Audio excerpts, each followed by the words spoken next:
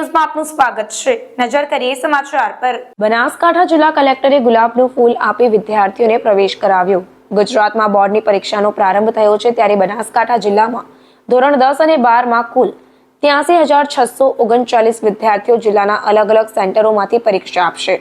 પાલનપુર આદર્શ વિદ્યાલય ખાતે જિલ્લા કલેક્ટર વરુણકુમાર બરનવાલે ઉપસ્થિત રહી બાળકોને ગુલાબનું ફૂલ આપી પ્રોત્સાહિત કરી જણાવ્યું હતું કે કોઈ પણ જાતના ડર વિના પરીક્ષા પાસ કરો તેવા અભિનંદન પણ પાઠવવામાં આવ્યા અને ટ્રાફિકમાં ફસાયા હોવ તો 100 નંબર પર કોલ કરીને મદદ મેળવી શકો છો।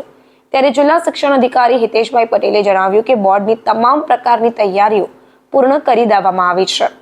બાળકો નિર્ભયપૂર્વક પરીક્ષા આપી શકે તેવી પૂરતી વ્યવસ્થા કરવામાં આવી છે અને સીસીટીવી કેમેરાથી ચાંપતી નજર રાખવામાં આવશે તેમ જિલ્લા શિક્ષણ અધિકારીએ જણાવ્યું હતું।